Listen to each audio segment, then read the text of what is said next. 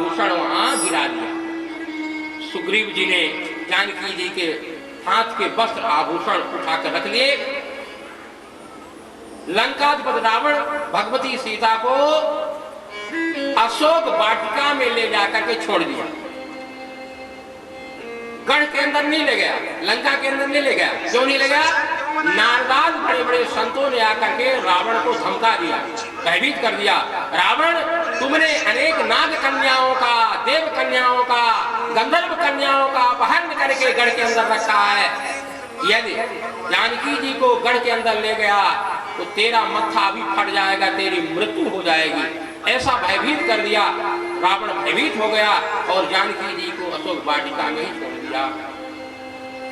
जानकी जी विलाप कर रहे हैं।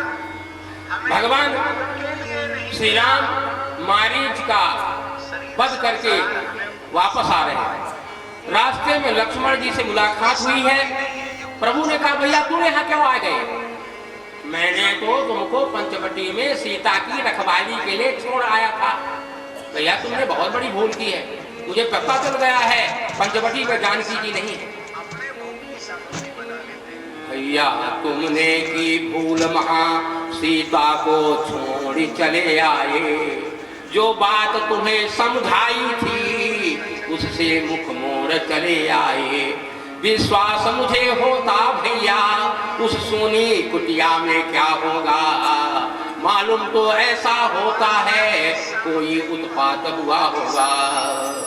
भैया कुछ उत्पात जरूर वहां हुआ है। हमने बहुत तुम्हें समझाया था पंचवटी को छोड़ना नहीं, सीता जी की रखवाली में रहना, लेकिन तुमने हमारी बात नहीं मानी है। दोनों भैया प्रभु श्री राम लक्ष्मण जैसे ही कुटिया में आए, कुटिया में सीता नहीं है। सीता के बिना कुटिया सोनी है। प्रभु श्री राम धड़ाम से धरती पर गिर गए हैं। कुटिया से पूछते हैं, कुटिया तू ही बता सीता कहाँ है।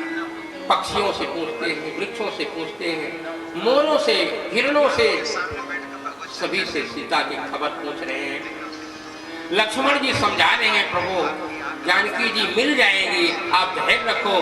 दोनों भैया जानकी की तलाश करते हुए जैसे ही आगे बढ़े तो एक आवाज आई, राम राम राम राम राम। कुछ आगे बढ़े तो दो पंख कटे हुए दिखाई दिए और इसके बाद आगे बढ़े तो जटायु जी के दर्शन हुए। जटायु जी के दोनों नेत्र बंद हैं। जटायु जी प्रभु के नाम का स्मरण कर रहे हैं, सीता जी का बताया हुआ नाम स्मरण कर रहे हैं। प्रभु श्री राम ने जटायु को गोद में उठाया, अपने जटाओं से जटायु के धूल को झाड़ रहे हैं।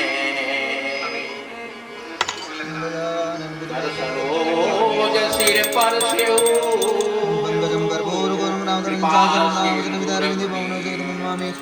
राम मुख प्रभु ने जैसे ही करकमल का स्पर्श दिया, जटायु के शरीर की सारी पीड़ा दूर हो गई। प्रभु श्री राम के मुख कमल का दर्शन करके जटायु जी धन्य हो गए। प्रभु श्री राम ने कहा, जटायु जी आपकी दशा किसने की है? जटायु जी ने कहा, भगवान यह दशा लंकाधिपति रावण ने की है और उसी ने जगत जननी जानकी जी का अपहरण किया है। रथ में बैठा करके वो दक्षिण दिशा की तरफ ले गया है। मेरे पंख को उसने ही काटा है। सीता के लिए मैंने बहुत प्रयास किया पर अब मैं पंखहीन हो गया हूँ। प्रभु आप तलाश करो, जानकी जी आपको मिल जाएंगी। अब ये मेरे प्राण इस शरीर को छोड़ना चाहते हैं। राम जी ने कहा तो आप रहो। जटायु जी ने कहा, जिसके लिए आदमी संसार में आता है वो मुझे प्राप्त हो गया। आपके गोद में बैठे मैं इस शरीर को त्यागूं, ऐसा सौभाग्य फिर दोबारा नहीं मिलेगा।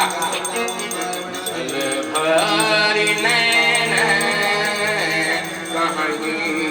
बुराई तात कर्म निज के गति पाई। हे पिताजी महाराज, आपका ऐसा कर्म था कि हमको यहाँ आना पड़ा और आपको गोद में बैठाना पड़ा। जटायु जी प्रभु के गोद में अपने पक्षी शरीर का त्याग कर दिया और दिव्य चतुर्भुज रूप में प्रकट हो गए। जटायु जी भगवान का स्वरूप प्राप्त कर लिए। इनको इनको सालोक मुक्ति मिल गई। 4 प्रकार की मुक्ति है, सालोक मुक्ति, सामिक मुक्ति, सायुज्य मुक्ति, सारूप मुक्ति। आज है जटायु को भगवान का रूप मिल गया, विष्णु भगवान का रूप। 4 हाथ है, सुंदर विष्णु का रूप है। जटायु जी स्तुति करने लगे, सुंदर विमान आया, उसमें बैठ करके भगवान के धाम हो गए।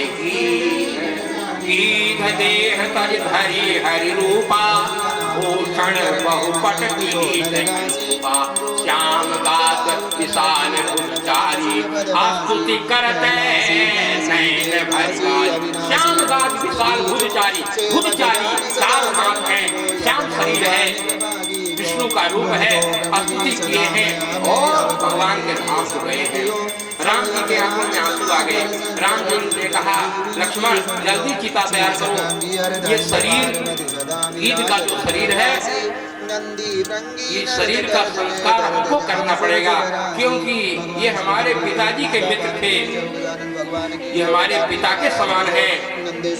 इसलिए मैं अपने हाथ से अग्नि संस्कार करूंगा। चिता तैयार हुई है। जटायु के शरीर को नहला करके, चंदन का लेप करके, अंतिम वस्त्र पहना करके प्रभु श्री राम ने चिता पर लटा दिया और अपने हाथ से जटायु का अग्नि संस्कार किया। जाओ जाओ हे भक्तराज, जाओगे मेरे धाम को तुम, जाते जाते इतना सुन लो, कर चले ऋणी इस राम को तुम। जटायु का प्रसंग मैं स्वतंत्र में कभी सुनाऊंगा, अभी मेरे पास समय कम है, इसलिए मैं भाग रहा हूँ। जटायु जी की गति हुई, मुक्ति हुई, अविरल भक्ति मांग करके जटायु जी भगवान के धाम को गए। जटायु का उद्धार करके ठाकुर जी आगे बढ़े। एक कबंध नाम का राक्षस आया सामने से, कबंध नाम का राक्षस आया। ठाकुर जी ने बाण का अनुसंधान किया, कबंध गंधर्व का रूप धारण करके प्रभु के चरणों में प्रणाम किया। प्रभु मैं गंधर्व था, लेकिन दुर्वासा ऋषि के श्राप के कारण मुझे राक्षस की जोनी मिली। आज आपके बाण से फिर से मुझे गंधर्व का रूप मिल गया। बार बार प्रणाम किया।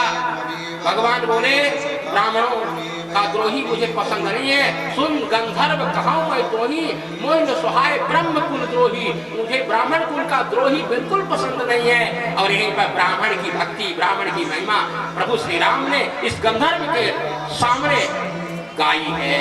अब इसके बाद सबरी के आश्रम में आते हैं। गोस्वामी जी लिखते हैं, शांति वनस्पति शांति विश्वदेव शांति ब्रह्म शांति सर्व शांति शांतिरेव शांति साम शांति ओम शांति शांति शांति सरोवर जय निज मन मुकुर सुधार वरण रघुवर विमल जसो जदावे बल पवन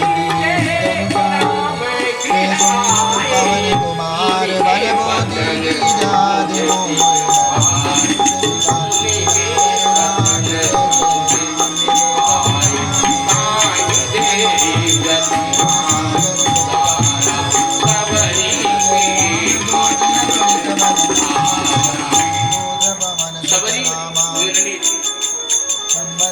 सबर कहते हैं भील को, सबर यानी भील, और सबरी माने भील की बेटी।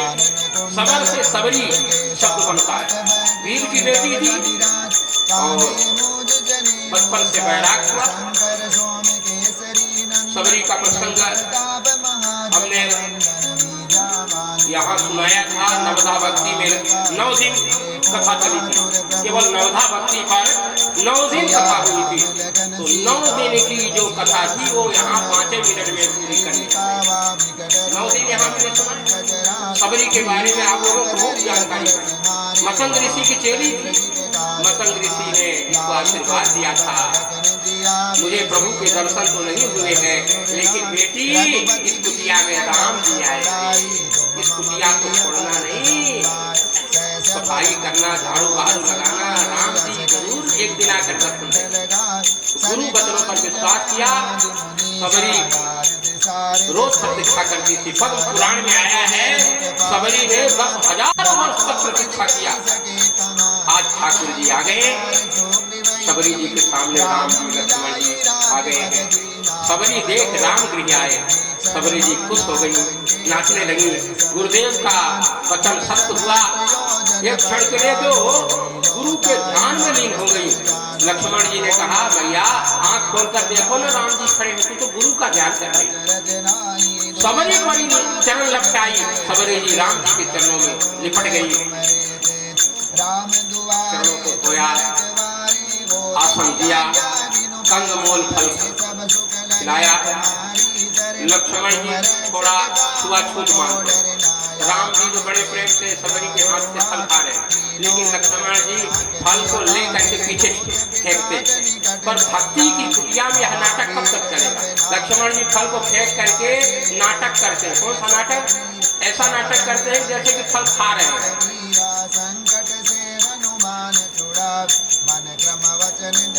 ये नाटक, अरे फल को फेंक रहे हैं, खा तो रहे नहीं, पर ऐसा लगता है कि फल खा रहे हैं। प्रभु समझ गए, भैया सबरी के फलों का अनादर कर रहा है। राम जी ने एक फल को चख लिया, सबरी के हाथ से फल लेकर के चखा और तुरंत लक्ष्मण जी को दिया। देखो भैया ये फल कैसा है, इसको खाओ जा। लक्ष्मण जी ने जैसे खाया ना, अच्छा लगा। अब तो लक्ष्मण जी सबरी के हाथ से मांग मांग करके फल खाने लगे, मांग मांग करके, भैया और दो ना। लक्ष्मण जी बड़े प्रेम से सबरी के हाथ से छीन छीन करके फल खा रहे हैं और राम जी से कह रहे हैं, प्रभु मुझे ऐसा लग रहा है आज कौशल्या मैया आकर के फल खिला रही है। लक्ष्मण जी सबरी जी में कौशल्या मैया का दर्शन करने लगे। हाँ, लक्ष्मण जी को सबरी जी में कौशल्या मैया का दर्शन होने लगा। जिन फलों को लक्ष्मण जी ने फेंका है, ये फल संजीवनी जड़ी बने हैं। लक्ष्मण जी के प्राण सबरी के फलों ने ही बचाया है। कितनी ताकत थी इन फलों में, सबरी के फलों में, सबरी के बैर में कितनी ताकत। फलाहार करने के बाद सबरी जी फलाहार करा करके सबरी जी सामने आई। दोनों हाथ जोड़ करके कहने लगी कि मैं स्तुति जानती नहीं। राम जी ने कहा कि आपको स्तुति करने की जरूरत नहीं, आज मैं स्तुति करूंगा, आप मेरी स्तुति मत करो। माता जी आज मैं आपकी स्तुति करूंगा। और यहीं पर मेरे ठाकुर जी नवधा भक्ति के द्वारा मानो सबरी मैया की स्तुति करें। प्रथम भगति संतान कर संगा, दूसर रतिमम कथा प्रसंगा। सीताराम जी महाराज की जय, सीताराम जी महाराज की जय। अनंत चौदह भगवान श्री आगना मैया गौ माता की जय, सत्य सनातन धर्म की जय, आज के आनंद की जय, भगवान की जय। जय जय सीताराम, जय जय गौरी शंकर भगवान की जय। नमः पार्वती पते श्री राम पद सर्वसर्वायनी भक्ति समास संग समदीन तुम स्वाद रघुवीर यस विचारे रघुवंश मनी अरुण संभवीर कामी नारी प्यारी तिमिर गुनाद निरंतर लागो मोहि राम सेवा पूजा बंदगी सभी आपके घात हम तो कुछ जाने नहीं आप जनो सेवा करना ये तीसरी भक्ति। छल कपट परशुराम रघुवीर कीरति जग बोध कल की व्यास प्रतिवारी अंश मनवंतर जय जय समय ग्रीव दुरव बर दीन धनवंतर भद्रपति दत्त कपिल देव सनकादिक करुणा करो 24 रूप लीला रुचिर श्री अग्रदास युगपद जो कुछ भी मिल जाए उसमें संतोष कर लेना। बंधन किए नासे विघ्न जो कुछ भी मिले संतोष कर लो और कभी भी पराये का दोष मत देखो, किसी दूसरे का दोष मत देखो। जीवन को सरल रखना। ये नौवीं भक्ति, ये 9 प्रकार की भक्ति में यदि एक भी भक्ति किसी को राधे मेरी स्वामिनी मैं चरणों जन्म जन्म मोहि दीजिए वृंदावन का वास वाचा मन से बुद्धात्मनानुस्थित स्वभाव करो सकलम परस्मै नारायणाय समर्पयित राम जी ने बताया और ये भी कह दिया कि आप वाचिक मानसिक और मन बुद्धि से किसी भी शुभ चेष्टा द्वारा जो ये शुभ कार्य हुआ है